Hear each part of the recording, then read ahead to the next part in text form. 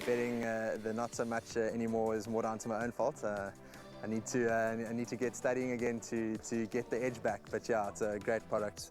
I love the exchange. It's really, in my opinion, one of the better bookmakers, if not the best bookmaker out there.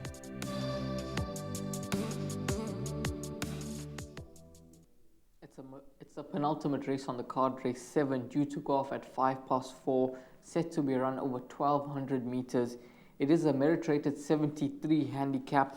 Race 6 and race 7, they do look to be split, and race 7 does certainly look to be the tougher of the two races. Horses with good chances in this race, and it's a very competitive race. But before we discuss the race, we have interviews from Gareth van Zyl, Peter Muscat, and Paul Lafferty. Captain Who wasn't suited by the conditions on Monday, came from far off them with the tailwind assisting the horses that were handy, so he actually ran a credible race to finish close up. He ran on well. He's in a good space, he's taking his racing well, and he's a horse that I would include.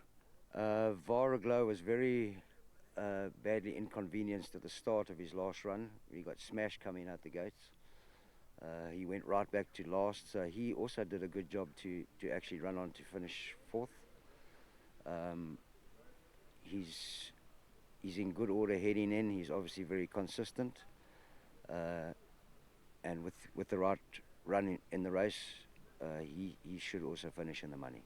Yeah, very good effort. He had won very well at Scottsville, and at Greyville we didn't know if he'd put up the same performance, but after a long break, very good run last time, beaten I think under a length. He's on his work, he works with the best in my yard. He's really a talented, robust, strong horse who's got ability.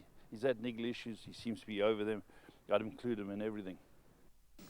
Those are some really positive comments from Paul Lafferty about his runner CASIMIRO in this lineup.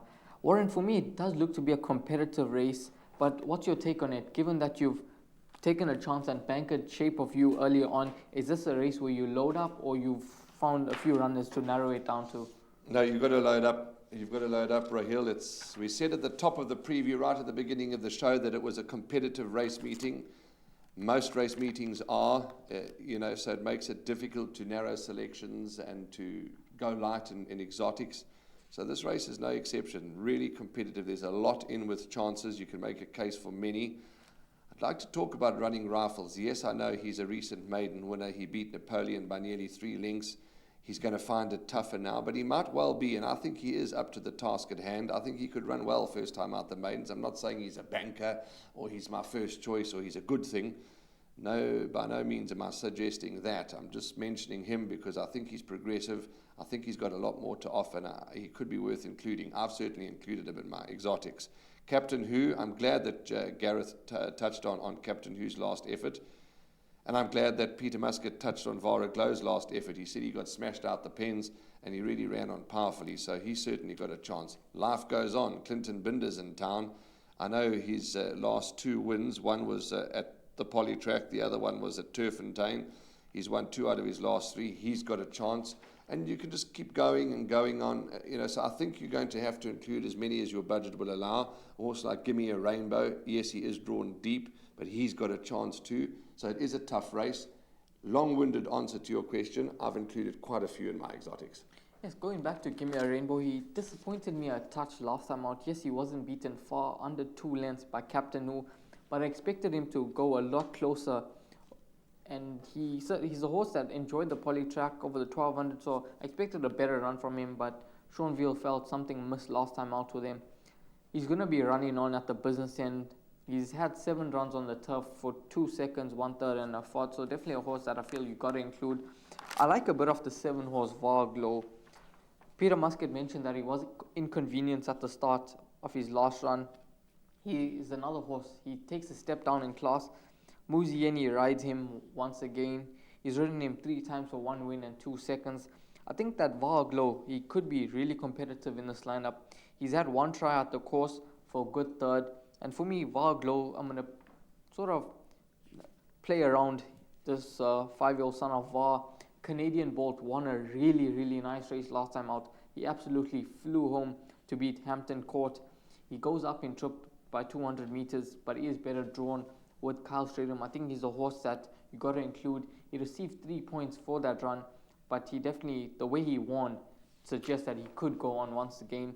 Running Rifles, you did mention that he's a horse that's going to have his first run out the maiden, so it'd be nice to see how he does go. If we go 3 runs back, he was beaten by Let's Twist Again. Now, Let's Twist Again came out and ran a cracking second, beaten narrowly by Hasta Manana, and Purple Flame was in 3rd position. So Let's Twist Again did run with some really nice 3 also. I think Running Rifles must be a horse that you respect and throw into the mix, and he could well be better than his mark of 77 now with his confidence up, and a horse that I feel you must include. But you've heard it from Warren and myself, it does look to be a competitive race, and in terms of the pick 6, include a few.